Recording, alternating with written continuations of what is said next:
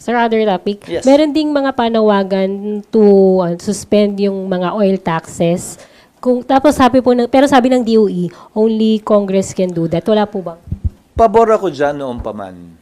In fact, yung original version ng train law na ifinail, ang pinanukala ko ay bigyan ng standby authority and Department of Finance na babaan yung value-added tax na pinapataw sa petroleum products. Bakit?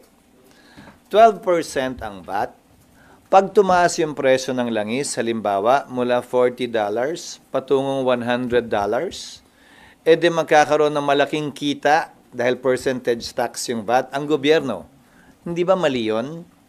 Babalikatin, papasanin ng sambayanan yung malaking kita ng gobyerno, samantalang wala naman yun sa pinroject nilang kita para sa taong yun.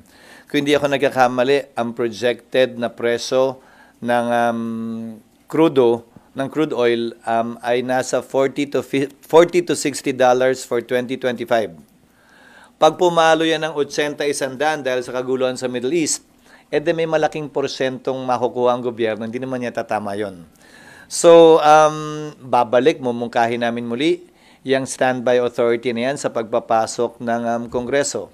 Yung adjustment ng excise tax, which is a fixed amount, binigyan namin sila ng standby authority pero for 2 years lang. Tapos na yun. Nag-lapse na yun ng 2020.